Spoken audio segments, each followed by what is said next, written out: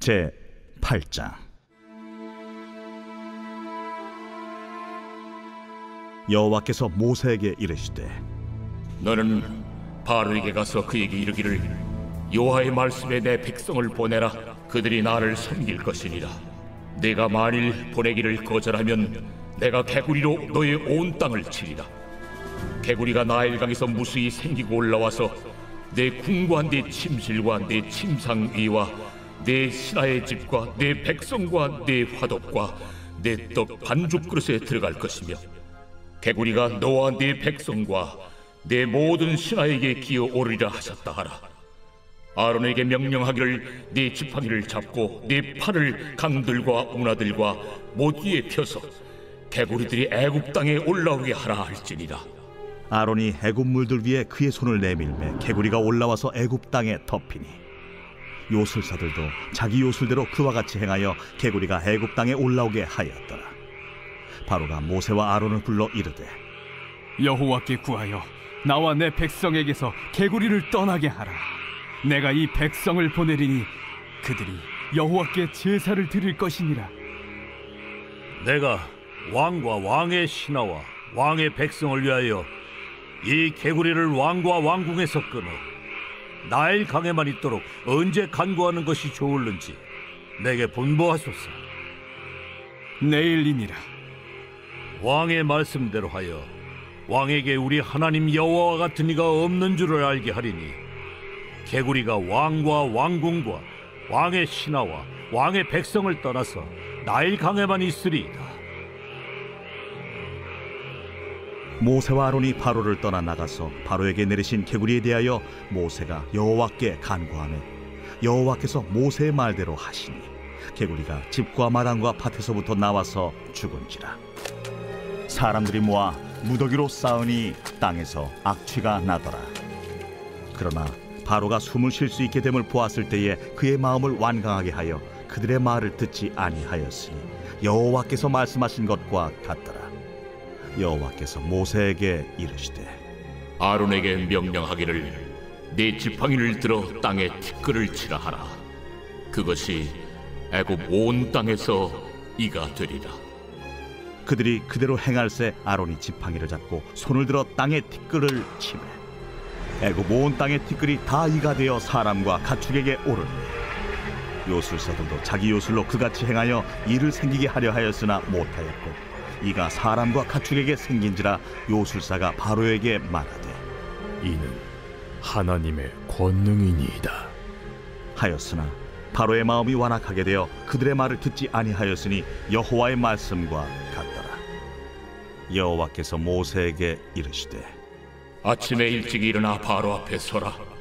그가 물이 있는 곳으로 나오리니 그에게 이르기를, 여호와께서 이와 같이 말씀하시기를, 내 백성을 보내라. 그러면 그들이 나를 섬길 것이니라. 내가 만일 내 백성을 보내지 아니하면 내가 너와 네 신하와 네 백성과 네 집들에 파리떼를 보내리니, 애굽 사람의 집집에 파리떼가 가득할 것이며 그들이 사는 땅에도 그러하리라. 그날에 나는 내 백성이 거주하는 고센 땅을 구별하여 그곳에는 파리가 없게 하리니, 이로 말미암아 이 땅에서 내가 여호와인 줄을 내가 알게 될 것이라. 내가 내 백성과 네 백성 사이를 구별하리니 내일 이 표징이 있으리라 하셨다 하라. 하시고 여호와께서 그와 같이 하시니 무수한 파리가 바로의 궁과 그의 신하의 집과 애굽 온 땅에 이르니, 파리로 말미암아 그 땅이 황폐하였더라. 바로가 모세와 아론을 불러 이르되, 너희는 가서 이 땅에서 너희 하나님께 제사를 드리라. 모세가 이르되, 그리함은 부당하니이다. 우리가 우리 하나님 여호와께 제사를 드리는 것은 애굽 사람이 싫어하는 바인지, 우리가 만일 애굽 사람의 목전에서 제사를 드리면 그들이 그것을 미워하여 우리를 돌로 치지 아니하리이까. 우리가 사흘길쯤 광야로 들어가서 우리 하나님 여호와께 제사를 드리되 우리에게 명령하시는 대로 하려 하나이다. 내가 너희를 보내리니 너희가 너희의 하나님 여호와께 광야에서 제사를 드릴 것이나 너무 멀리 가지는 말라.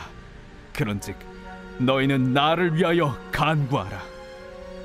내가 왕을 떠나가서 여호와께 간구하리니 내일이면 파리떼가 바로와 바로의 신하와 바로의 백성을 떠나려니와 바로는 이 백성을 보내어 여호와께 제사를 드리는 일에 다시 거짓을 행하지 마소서.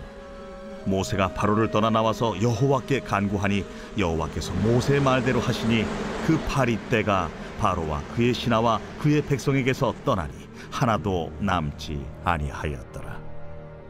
그러나 바로가 이때에도 그의 마음을 완강하게 하여 그 백성을 보내지 아니하였더라.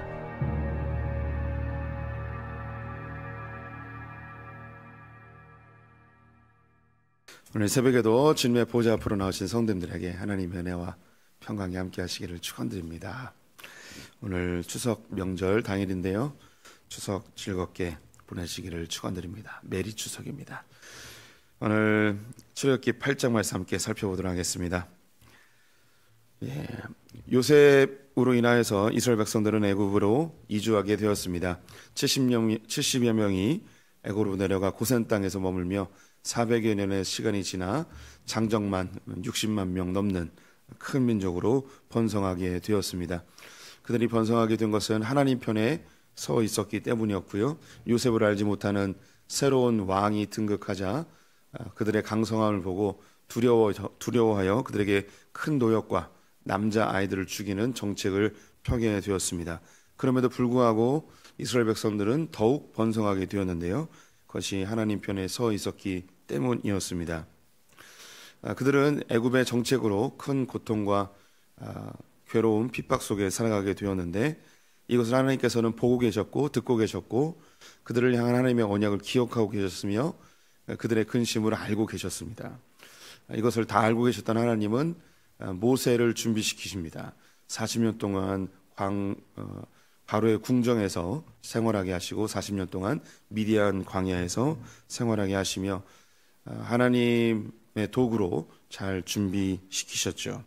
이제 드디어 모세가 애굽으로 들어가 이스라엘 백성들을 내놓으라고 이야기하였지만 바로의 마음은 완악하여져서 이스라엘 백성들을 내보내지 아니하고 더 심한 노역으로 그들을 괴롭히게 되었습니다. 여기서 어제 말씀드렸던 이야기, 하나님께서 바로의 마음을 완악하게 하셨습니다. 하나님은 무엇인가 행동하심으로 일을 하시는 것이 있고 행하지 아니하심으로 일하는, 이것을 말씀드렸죠. 이걸 작위와 부작위라고 이야기 드렸습니다. 행동을 만들어내는 것, 아무것도 하지 않는 것, 이 두 가지 방법으로 일하십니다. 바로의 마음을 완악하게 하셨다는 것은 하나님이 구체적으로 개입하지 않으셔서 바로의 마음에 있는 그 죄성이 그대로 발현되도록 그냥 놔두신 것이죠. 하나님이 조금만 개입하셔도 바로의 마음이 바뀔 수 있지만 그 일을 하지 않으셨습니다. 하나님이 일하지 않으실 때도 목적이 있으신 겁니다. 하나님이 내 삶 가운데 아무 일도 안 하시는 것 같고 나에게 관심이 없는 것 같고 나를 방치하신 것 같은 그런 느낌을 받을 때가 많이 있습니다. 신앙의 선배들 모두가 그렇고 성경에 나와 있는 인물들도 다 그런 때를 경험하게 됩니다. 근데 그때는 하나님이 작정하고 일하지 않으시는 것이죠. 목적이 있기 때문입니다. 그 과정을 통해서 하나님이 행하기를 원하시는 어떤 목적이 있습니다. 오늘 이 출애굽기에서는 구체적으로 하나님이 어떤 분인지 바로도 알고 애굽 사람들도 알고 이스라엘 백성들도 알게 하기 위한 하나님의 목적, 그 목적이 있어서 하나님은 부작위, 아무것도 하지 않으셨었습니다. 이제 10가지의 재앙이 본격적으로 시작이 되는데요, 어제 읽은 본문에서 나일강이 피로 바뀌는 일이 벌어졌습니다. 나일강뿐만 아니라 모든 애굽에 있는 물들이 핏빛으로 바뀌게 되었습니다. 어떻게 이제 물이 핏빛으로 바뀌는가? 이것은 우리가 과학적으로 설명해낼 수 있는 부분은 아닙니다. 이것을 굳이 이성적으로 해석하려는 사람들은 두 가지의 가능성을 이야기합니다. 첫 번째는 나일강 상류, 여기는 에티오피아 지역인데요, 이곳에서 큰 수해가 나서 흙이 쓸려 내려와 나일강 물이 핏빛이 아니고 이제 황토빛으로 흙물로 바뀌어진 상태로 이렇게 해석하는 사람이 있습니다. 또 한 가지 해석은 나일강 상류에서 큰 전쟁이 일어나서 많은 사람들이 죽어 그 죽은 사람들의 핏물이 흘러와 나일강이 핏물로 바뀌었다라고 이야기하기도 합니다. 성경에서는 그 원인에 대하여 또 어떻게 핏빛으로 바뀌었는지 설명해 주고 있지는 않습니다. 우리가 믿는 하나님은 그걸 충분히 하실 수 있는 가능성이 있는 분이시죠. 그런데 하나님께서 어떤 그 역사를 일으키실 때에 자연의 질서를 파괴하면서 역사를 일으키시지는 않습니다. 그래서 하나님의 자연 질서 안에서 하나님이 하실 수 있는 일들을 행하시는데요. 정확히는 알 수 없지만 이 핏빛을 만드시는 데 있어서 물의 분자를 바꾸어서 피로 바꾸신다, 이런 개념은 아닐 것 같고요. 어떤 성경에 다 기록되어 있지 않은 어떤 원인은 분명히 있었을 것 같습니다. 그래서 하나님께서 자연 질서 안에서 나일강을 피로 이제 바꾸시는 일을 하십니다. 이 일에 애굽의 요술사들도 물을 피로 바꿉니다. 이거는 해결책을 제시한 것이 아니고 문제를 더 가중시켜 버린 것이죠. 하나님께서 이 나일강을 피로 바꾸신 데는 또 목적이 있습니다. 이집트에서 제일 강력한 신은 태양신입니다. 라라고 읽는데요. 농경 사회이기 때문에 태양이 가장 중요한 신적 존재 맞습니다. 두 번째로 제일 중요한 신이 나일강의 신입니다. 나일강은 생명의 신으로요, 어머니 신으로 알려집니다. 그래서 이 하피라고 읽는데요. 농경 사회이기 때문에 당연히 물이 중요하겠죠. 이 자신들이 신뢰하고 의지하였던 이 나일강을 하나님께서 치신 겁니다. 나일강의 신의 무능력함을 보이시고 하나님의 위대함을 보이시는 장면이었죠. 근데 이런 일이 있었음에도 불구하고 바로는 이스라엘 백성들을 내보낼 생각을 하지 않습니다. 오늘 본문에는 두 번째, 세 번째, 네 번째가 등장하는데요. 두 번째는 개구리 재앙이었습니다. 나일강에 있던 개구리가 다 튀어나와서 집안 곳곳에 펄쩍펄쩍 뛰어다니는 조금은 좀 우스꽝스럽고 좀 흉측한 그런 일들이 벌어지게 되었습니다. 이건 역시 요술사들이 가능하게 하였습니다. 하지만 문제를 가중시켰을 뿐 문제를 해결하지는 못하죠. 이 개구리 재앙 때에는 바로가 너무 힘들었는지 자기 이스라엘 백성들을 내보내겠다고 이야기를 합니다. 그리고 거짓말로 문제가 해결되자 내보내진 않았죠. 개구리 신은 이집트의 벽화에 보면 머리를 개구리 모양으로 한 그런 그림들이 있습니다. 그래서 이집트의 신으로서 출산을 담당합니다. 그래서 개구리가 알을 많이 낳지 않습니까? 그래서 이집트는 이런 자연의 동물들을 자기의 신으로 우상으로 섬기고 있었는데요. 출산의 신입니다. 헤케트라고 이렇게 읽는 신입니다. 세 번째 신은 이제 이입니다. 여기서 이라고 번역을 하였는데 다른 번역들에서는 목이라고도 번역을 하고요. 진드기로 번역하기도 하고 아예 그 사람들을 해롭게 하는 해충으로 번역을 하기도 합니다. 한글 성경에서는 그냥 이로 번역을 했는데요. 정확한 뜻은 아닙니다. 그냥 사람들을 해롭게 하는 해충, 모기나 찐득이나 뭐 이런 것으로 보셔도 관계없을 것입니다.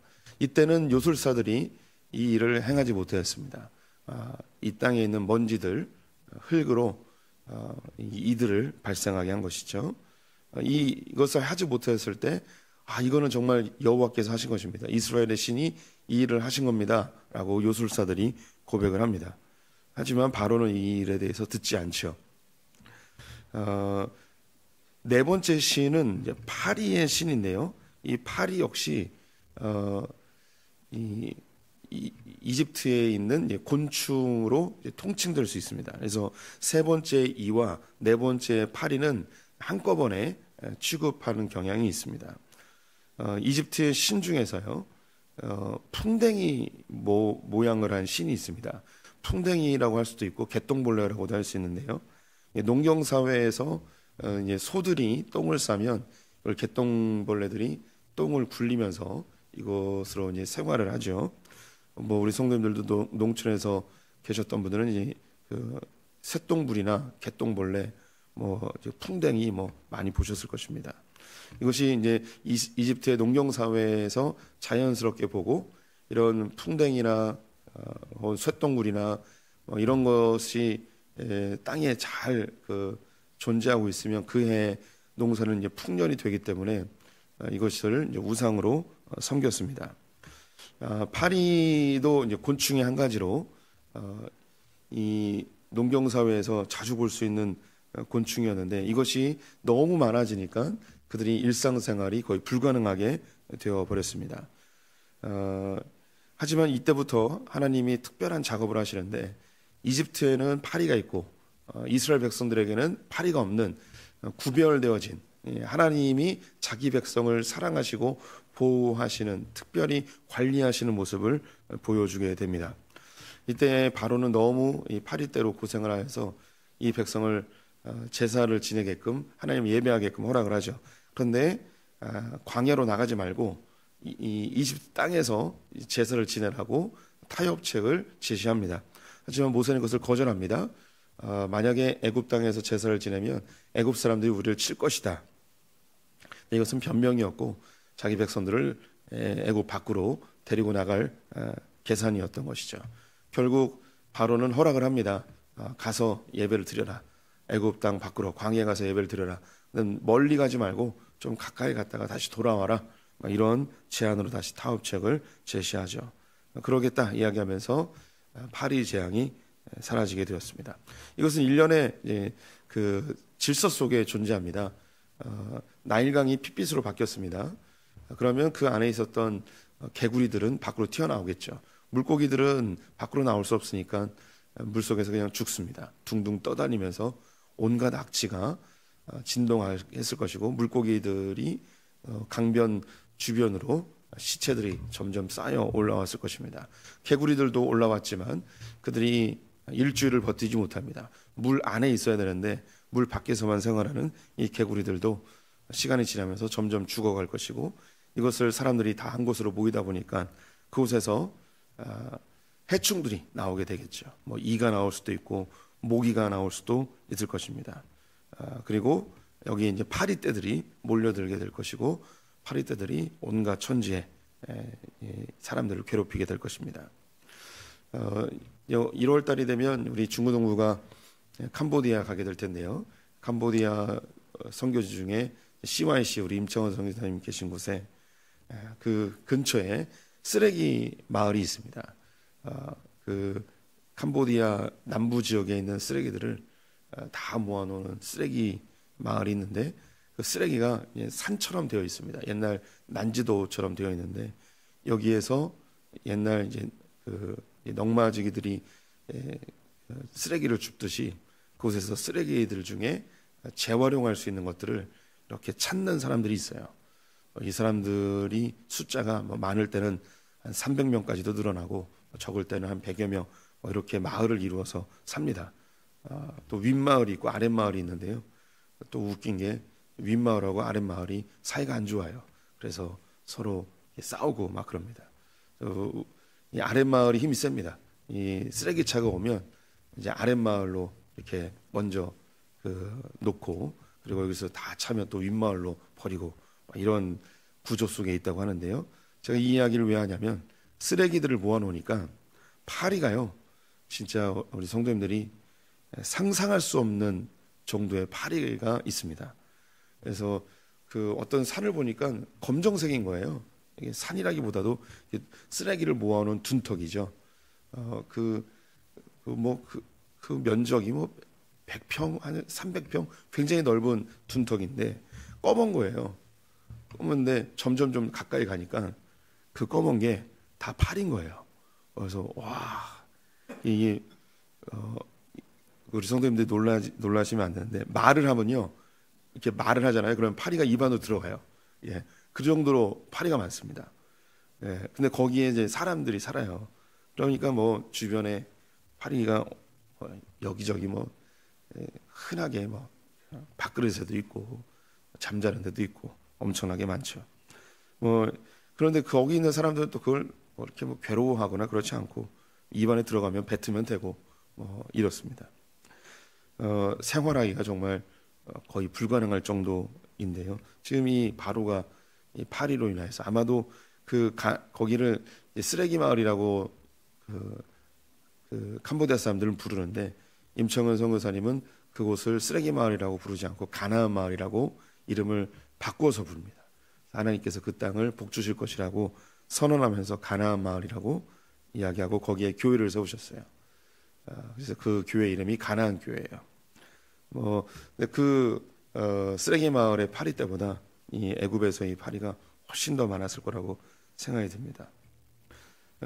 하나님께서는 이스라엘을 구원하는 이 과정 속에서 하나님이 어떤 분인지 알려주고 싶어 하셨습니다. 10가지의 재앙, 특별히 네 번째까지 보았는데, 이 네 번째까지의 재앙 속에서 하나님이 보이신 것은, 하나님은 자연의 통치자이심을 보여주고 있습니다. 나일강을 피로 바꾸거나, 그리고 개구리를 나오게 하고 이가 발생하게 하고 파리가 득실거리게 하는 이 모든 것, 충분히 있을 수 있는 일입니다. 자연 속에서 충분히 있을 수 있는 일이죠. 그런데 이것을 하나님은 특정한 시기에 엄청나게 사람이 감당할 수 없을 정도로 발생시켜 버리셨습니다. 하나님이 자연의 통치자이심을 보이시는 거죠.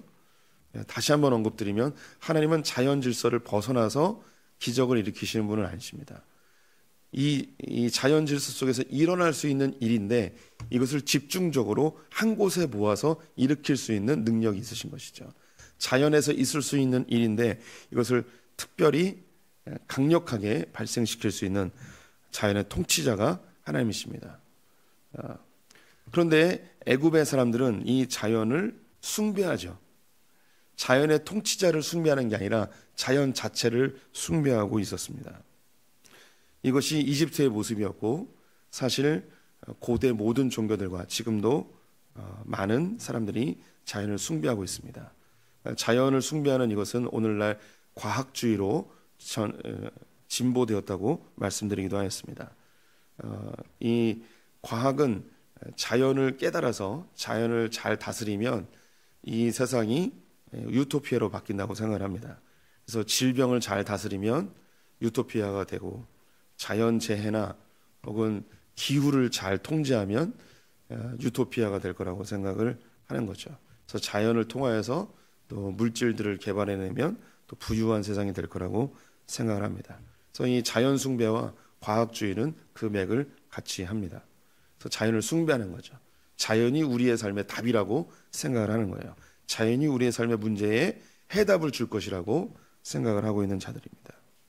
그런데 오늘 여기에 나와 있는 요술사들, 이것은 오늘날의 과학주의자들일 수도 있고 고대 사회의 그런 영적 지도자들이라고 이야기할 수도 있을 것입니다. 이들은 자연을 통해서 자기들도 자연을 통제할 수 있고 자연을 다스릴 수 있다고 생각을 했지만, 문제를 가중시킬 뿐 문제를 해결하지 못했습니다. 오늘날의 과학이 그렇습니다. 과학이 우리의 삶을 해결해 줄 것 같고 편리하게 해줄 것 같고 우리의 삶을 윤택하게 해줄 것 같이 이야기하지만, 이 과학의 발전으로 인해서 우리의 삶이 조금 윤택하게진 것 같지만 오히려 문제는 더 가중되어집니다. 그래서 과학이 발전할수록 우리는 삶의 스트레스가 더 심해지죠. 그리고 이 과학의 발전으로 인해서 오히려 자연은 더 파괴되어지고 오염은 더 심각해지고 더 질병은 많아지는 신기한 일이 벌어집니다. 과학을 숭배하고 과학을 잘 이용하면 윤택해질 거라고 생각하지만 문제는 더 심각해지는 오늘날의 사회와 크게 다르지 않습니다. 이런 모습을 보면서 인간은 무능하구나, 인간의 능력은 제한적이구나, 자연은 우리 편이 아니구나, 이런 걸 깨닫게 되죠. 그러면서 우리의 눈은 한 곳으로 향하게 됩니다. 자연을 만드시고 통치하시고 다스리시는 진정한 신 하나님께로 우리가 시선이 가게 되는 것이죠. 우리 성도님들은 이런 걸 구체적으로 설명하지 않더라도 하나님의 위대하심과 그분의 통치의 능력을 다 신뢰하는 분들이십니다. 우리 성도님들의 신앙 속에서 하나님이 이 자연을 통치하고 다스린다, 창조하셨다, 이걸 믿으신다면 그 하나님이 나도 창조하셨으면 신뢰하셨으면 좋겠습니다. 또한 나를 창조하신 그분이 나의 삶을 통치할 수 있고 나의 삶을 가장 풍성하게 하시는 분이시라는 것을 신뢰하였으면 좋겠습니다. 동시에 내 삶의 문제를 그리고 내 삶을 더 윤택하게 하기 위해서 내 방법으로, 내 노력으로 무엇인가 해결하라고 한다면 조금은 나아지는 것 같고 금방은 해결되는 것 같지만 오히려 이것이 더 큰 문제로 발전하는 것을 보게 됩니다. 나의 방법, 나의 노력, 나의 해결점, 이것은 진정한 해결점이 아닙니다. 우리의 문제 해결점, 우리의 삶의 진정한 삶의 구원자, 그분은 하나님이십니다. 이 성도님들이 바로처럼 완악해질 수 있습니다. 내 문제 앞에서 내가 해봐야지, 내 노력으로 해봐야지, 내가 알고 있는 사람을 통해서 해봐야지, 내가 갖고 있는 지식으로, 내가 갖고 있는 기술로 해결해봐야지. 어느 정도 해결될 수 있는 것 같지만 정말 중요한 문제들은 해결되지 않고 더 문제가 꼬여버리죠. 우리 성도님께서 마음이 완악하지 말고 빨리 하나님 앞에 나아가 이 문제를 내어놓고, 하나님, 나는 죄인입니다. 이 문제를 해결할 수가 없습니다. 주님만이 해결해 주십시오. 이런 복음으로 우리 성도님이 능숙해지는 분들, 복음에 익숙해지는 분들 되시기를 주님의 이름으로 축원드립니다. 기도하겠습니다. 하나님, 우리의 삶에 만나는 많은 문제들 내 힘으로 해결하려 하지만 문제는 더 복잡해지고 더 어려워지는 것을 수없이 경험합니다. 이제 우리는 문제가 발생할 때 주님께 가지고 나오는 지혜로운 자들 되었습니다. 오늘 이 새벽에 혹 마음에 큰 문제나 어려움을 가지고 나온 자들 있다면 주님 해결하여 주시고 주님이 구원하여 주시옵소서. 우리의 평생에 주님만 의지하는 참된 복음으로 무장된 자들 다 되길 간절히 소망합니다. 하나님, 오늘 추석 명절입니다. 소풍의 성도님들 어디 있든 주님이 함께 하실 줄 믿습니다. 가족을 통하여 평안을 누리게 하시고 기쁨 누리게 하여 주시옵소서. 오고 가는 길 지켜주시며 범죄치 아니하도록 주님 보호하여 주시옵소서. 예수님의 이름으로 기도드렸습니다. 아멘.